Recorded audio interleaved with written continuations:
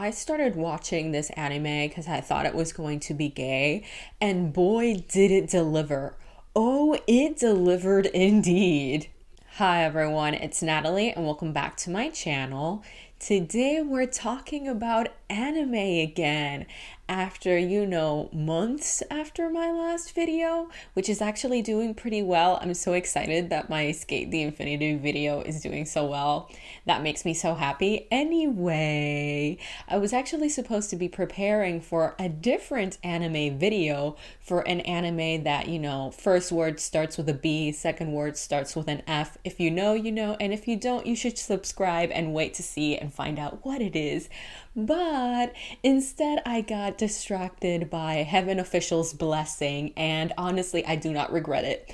I do not regret it for 1 second. So let me start off this review with a summary and actually a confession that this is my second time filming this video. More like my third time. I've tried to film this video quite a few times and I didn't feel like I was really bringing the energy that these characters deserved and that this story deserves. So here I am once again attempting this in order to bring y'all content.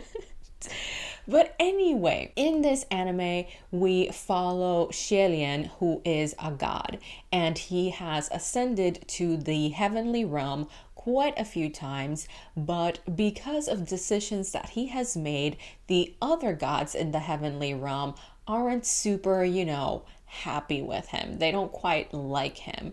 And so he ends up being sent on a mission to return to the mortal realm and deal with this malicious spirit. And in the process of dealing with this malicious spirit, he meets this ghost who is Huan Cheng.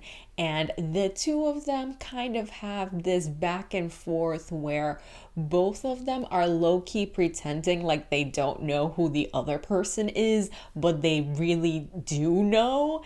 And we just follow the two of them, dealing with other malicious spirits as the story continues. And, watching them be incredibly homosexual. That's it. That's the anime. That I cannot explain it any better than that. So, as a basically fever dream of an experience, because I watched it in like 2 days, which is not quite usual for me. So as an experience, I am delighted. Do I remember the plot too well?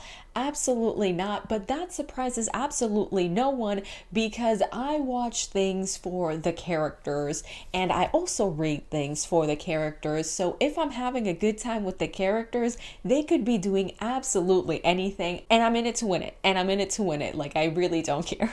So overall, my reactions to the first season are very, very, very positive. I really had a good time watching this. I was laughing out loud so much. I just think it is delightful and chaotic and hilarious. And genuinely, I fear what turn this story is going to take because this anime is based on a book, a really, really, really chunky book that has recently gotten an official English translation that I may or may not pick up depending on when season 2 is coming out. That's all I'm saying.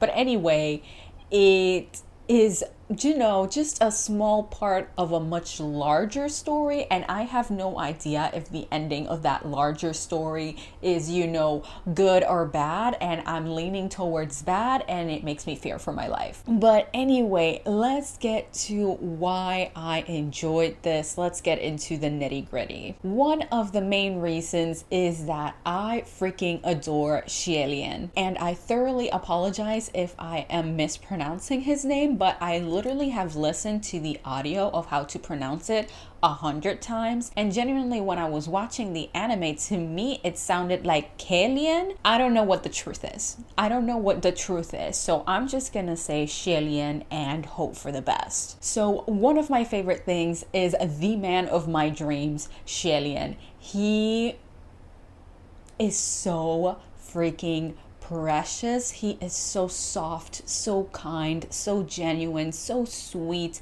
so honest, and I adore him for it. He is the type of character that I gravitate towards. I have two types when it comes to male characters in fiction, and Xie Lian fits perfectly into one of them, and that is the soft boy. I love me a soft male character. They make me feel mushy and soft inside. And that's what he did for me. Because, like, look at that face.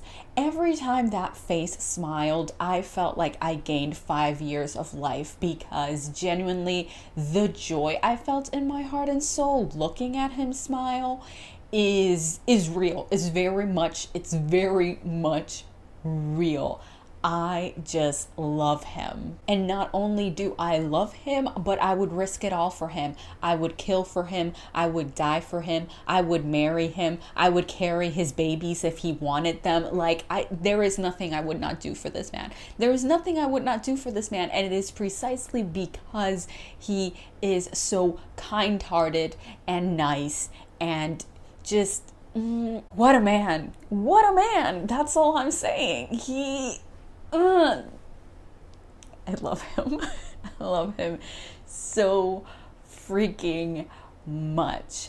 And one of the major things that I love about him is his honesty. This is kind of a spoiler, so if for some reason you're watching this and you haven't seen it, then skip to when it no longer says spoilers here.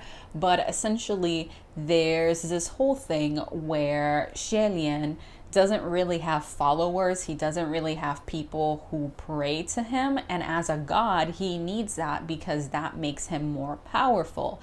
And so he decides to build his own temple. And since he is in the mortal realm and he's been helping, different communities with malicious spirits, they start, flocking towards him and wanting to pray to him. But of course, since they're human, they want to pray for money, they want to pray for love, they want to pray for fertility.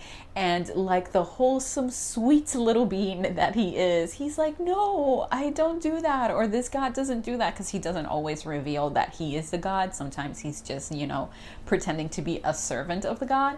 And so he is such a sweet, sweet, sweet man that he doesn't want to give, false advertisement, false hope to these people, because in essence, he's more of a protector.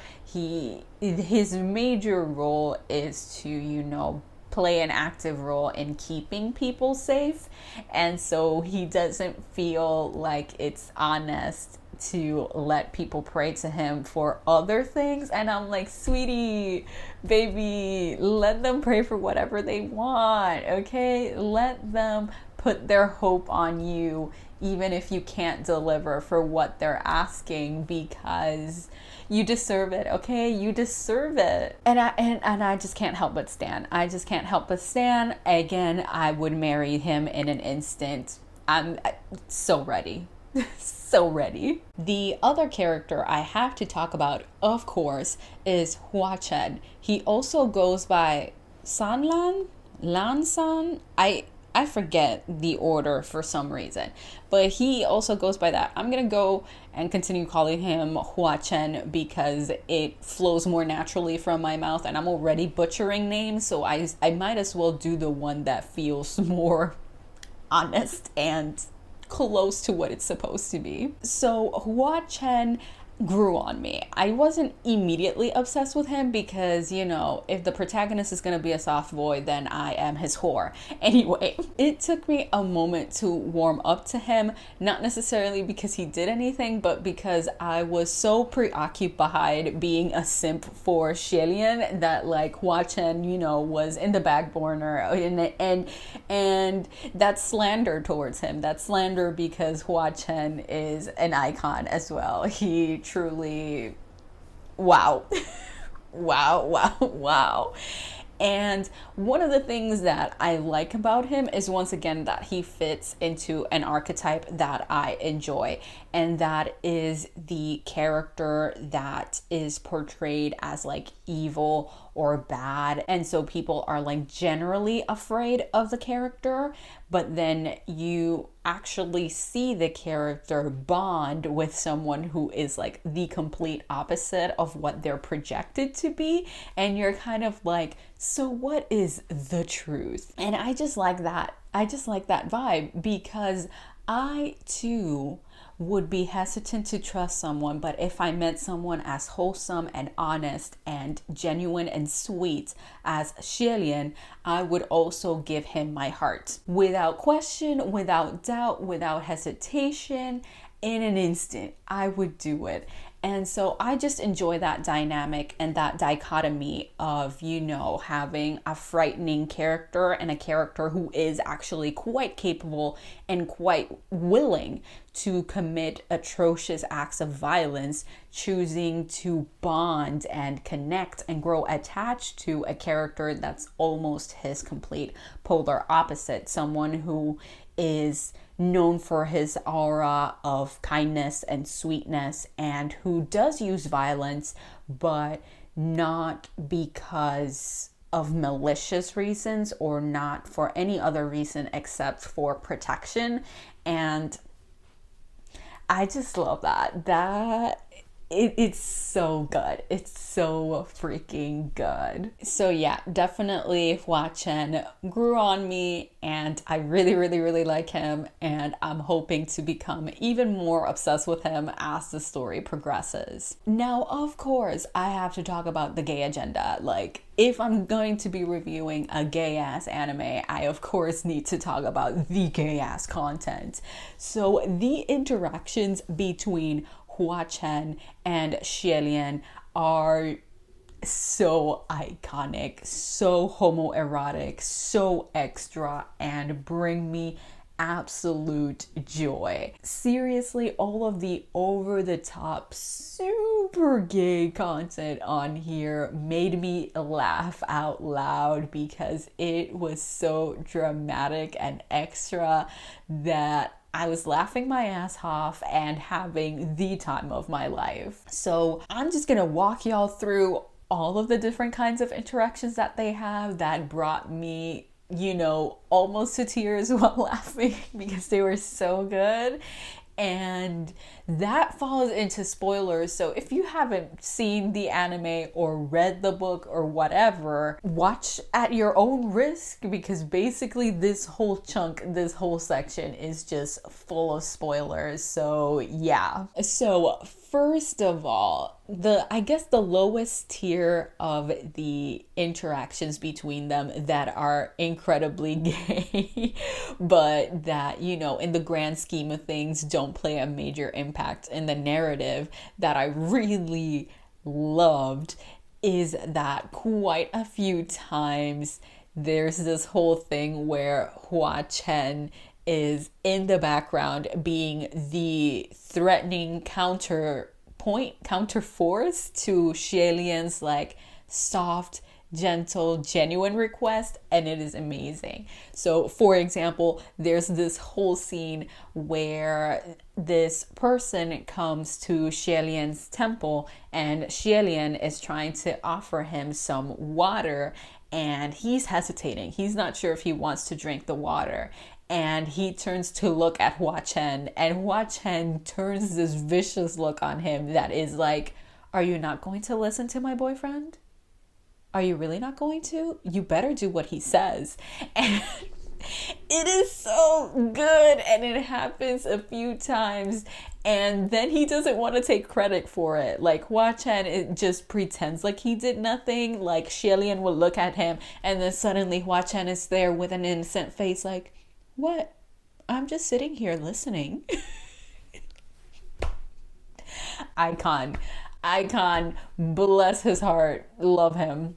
Absolutely love him. Another of the scenes that I really, really found iconic is that there's this moment where Xie Lian, Huan Cheng, and two of the side characters are stuck in a sandstorm, and for a little bit, Xie Lian can't see any of them, but then they start emerging from the sand, and when he sees Huan Cheng, he basically runs towards him and notices that his clothes are like disheveled, and so he starts, like painstakingly putting them back into place while they're in the middle of a snowstorm.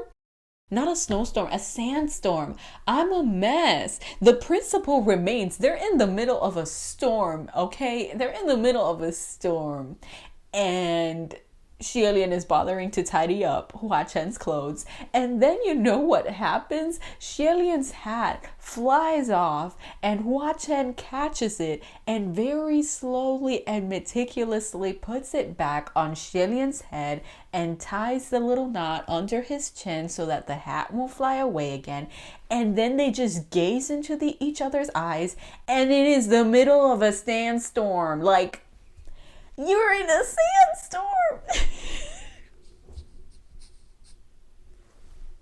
Why are you like this? Why are you like this? Why are you like this? Amazing, incredible. Honestly, the thing I found the most hilarious about that scene is that the two side characters don't call them out and aren't like, bro, why are you like gazing into each other's eyes? Especially within the context of the fact that I'm pretty confident that previously to that, they had been in Xie Lian's temple and they saw that Huan Cheng was there and they're like, where the hell is this man sleeping? And Xie Lian is very, nonchalant, like, oh, he basically, like, he sleeps in the same bed as me. And one of them is so alarmed, so disturbed, so discombobulated. And Xie Lian's just like, is there a problem with that? Am I missing something? And so with that in mind, the fact that neither of them is like, why are y'all being so freaking gay in the middle of a sandstorm? What? I love it. I love it so much. And then there's this whole scene where Xie Lian gets stung by this like snake scorpion hybrid thing. And Huan Cheng gets on his knees before Xie Lian, grabs his hand, and while gazing into his eyes, pulls out the venom, spits it out, and then dramatically looks up at Xie Lian as Xie Lian is like, you really don't need to do this. It's fine. I'll be fine. And he's just on his knees, staring up at Xie Lian.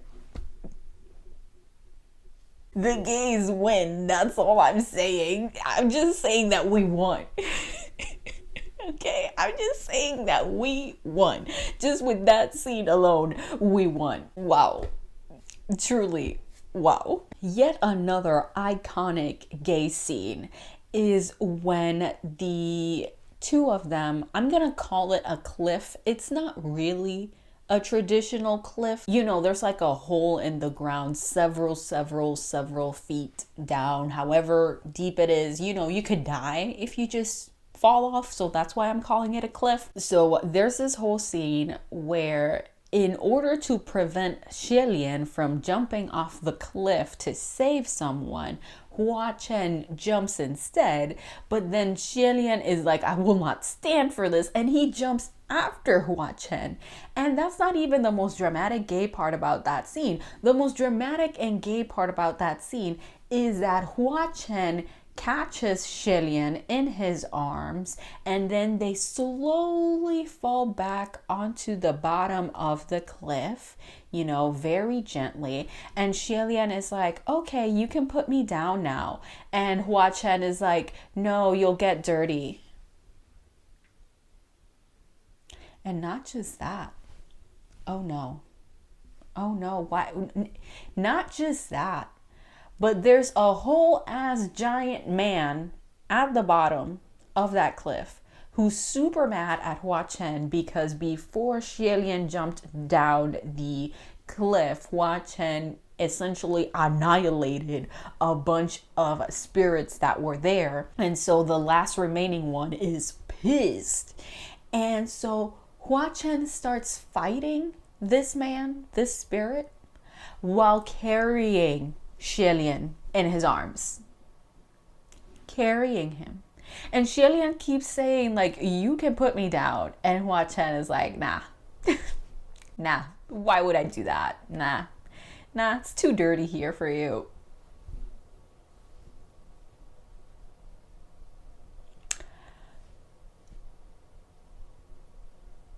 The gays won. That we won. I can't. And like, I wish I was joking. Actually, no, I don't wish that. I don't wish that I were joking. I'm just saying that it's hard to believe that I'm stating facts, but I really am. I'm only stating facts right here, right now. And what a time to be alive. What a time to be alive. And then finally, another of the type of scenes between these characters that I really enjoy is when Xie Lian is reinforcing that he doesn't care who Huan Cheng is. He doesn't care about his background, what he's done before. He doesn't care what he looks like. He likes him, so he wants to be with him. Let me be honest. In the first season, they talk a lot about like friendship, and they say the word friendship quite a few times, but the homosexual agenda is clear as day. Like, I don't even have to defend it because it's there and it's real. But at this point in the narrative, at least Xie Lian is still treating it as a friendship. And so quite a few times Xie Lian has to repeat that, no, my dude, I like you and we're good. Like, you don't have to pretend with me. You don't have to do anything, because I would like you no matter your background, no matter your past. So let's just move forward. And Huan Cheng really struggles with that because, you know, who wouldn't be afraid that a precious, beautiful man would reject him after he finds out the truth about you? You know, I can see his perspective. And that leads into my reaction to the ending of the first season.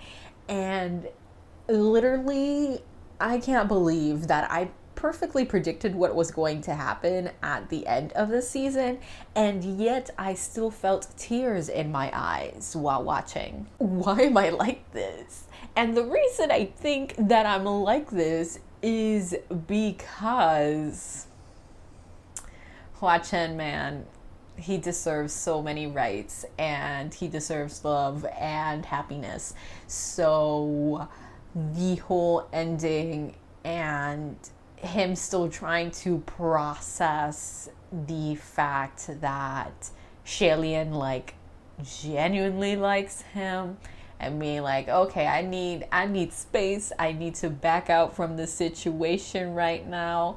That whole thing, and Xie Lian waking up and not seeing him there and kind of like freaking out and being like, what? And kind of putting all the pieces together of who Huan Cheng is and potentially why he might have left. And it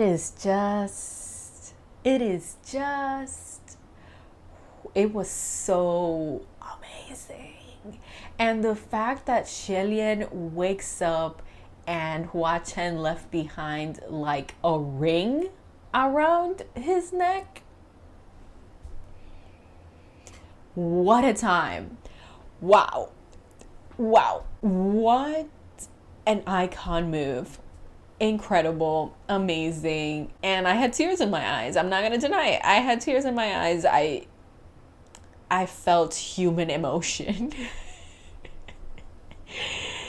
Wow. I really need another season, or at the very least, I need at least the second book of the official translation to come out so that I can binge the first one and the second one and have more content. I need it. Anyway, my one complaint about this anime is that if I am understanding the facts correctly, which if I'm being honest, it's not always easy to do because a lot of Chinese dramas are like hard to follow. So there were quite a few moments in this anime that I was genuinely confused. I was like, what is happening? And I just accepted that as part of the process. But regardless, if I'm piecing together the facts correctly, which I think I am slightly disturbed by the fact that Xie Lian met Huan Cheng when Huan Cheng was a child and basically told him, if you need a reason to live, choose me as that reason.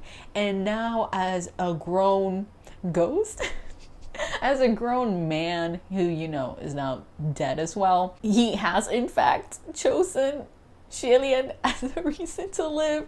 It's a little bit a lot. It's a bit much. I'm not into that thing because it leans too much into like age gap stuff that I'm not into, but I forgive it. I accept it. If I'm reading the situation correctly, I accept it mostly because, Xie Lian is like an 800-year-old god, something like that. And Huan Chen is however old he is now as a ghost. So like, it's fine. It's fine. They're not human. So, whatever. I'm going to suspend my disbelief and move on with my life. So yeah, that is everything I wanted to say about this anime. It was so delightful. It was so delightful. If y'all have not seen it, you definitely should. Or I'm assuming the book is good, so you should also pick that up. I'm recommending it as if I have read it. I have not. But if you have read it and think I should read it, then please let me know down in the comments below. Please push me to pick it up and to get off my ass and get the answers I need and deserve and want. And down below you can leave any other scenes as well that you enjoyed from the anime, and please keep it to the anime only. I don't want spoilers from the book series. So any other scenes that you enjoyed, it can be about Huan Cheng, it can be about Xie Lian, it can be about the two of them, it can be about the side characters. It doesn't matter. I just wasn't going to go into everything here, but there's so much more to enjoy about this, so please feel free to share that in the comment section. So yeah, that's it for today's video. Thank you all so much for watching. If you enjoyed this video, please don't forget to like, comment, and subscribe. If you would like to follow me on any of my social media, I will have the links to that down below in the description. But for now, see you next time.